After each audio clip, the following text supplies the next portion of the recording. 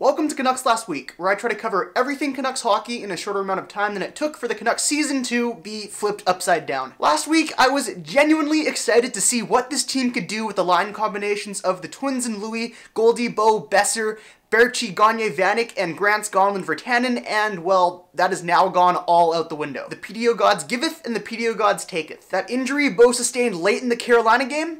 Broken ankle, he gone. Sven Berchi and his beautiful Swiss face? Fractured. Two of the top forwards on a team that is struggling to score goals are out 4 to 6 weeks, and I think it's now time to fill up the Orca tank. The Canucks lost 3 in a row this week and looked pretty bad doing so, but when your center core consists of Henrik Sedin and a merry band of misfits, can you blame them? No Bo Horvat or Brandon Sutter means that a lot of minutes are being dished out to Sam Gagne, Alex Burmistrov, and Nick Dowd, and so far, no one has taken the challenge with open arms. Gagne may have had his worst game in a Canucks uniform against the Jets, and the defensive issues that he's been known for were glaring. I talked about the Jordan Subban-Nick Dowd trade in a video earlier this week, which can be found down in the description, but I thought it was a win for the Canucks. They got an NHL player for a player who has a pretty murky future.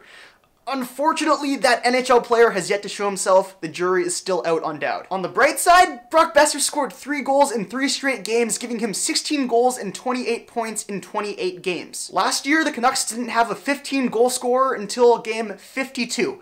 This year, it's taken Brock up to game 30 to get 15 goals, and he missed 3 of those games. The times are definitely changing. Boeser is trying to put this broken and battered team on his back, and in the game against Calgary, I fully thought he would do it. He drew the penalty that led to his go-ahead goal, and I thought that would be another tale to add to the legend of the flow. Unfortunately, the Canucks are synonymous with third-period collapses against the Flames, so it wasn't meant to be. I will say that Boeser has one of the traits that make players great. Even when the team is struggling and he isn't noticeable every shift, he still makes the most of the opportunities he does get and contributes on the score sheet. I'm very much looking forward to seeing more of the Twins with Boeser. I'm also looking forward to seeing Goldie actually play. Holy moly. I figured after 1 scratch he'd be in the game against the Jets, but I wasn't expecting back-to-back scratches, especially with Sven Berchi being injured. Canucks fans have every right to be worried, seeing as how Willie managed deployment last year and Taramkin fled back to Russia. Green is obviously trying to develop some good habits with Goldie, and I hope he sees it that way too. Anyway, not much else to say about this week. We've known all year that if the Canucks wanted to make any noise in April, a lot of things would have to go their way. Number 1 being stay healthy.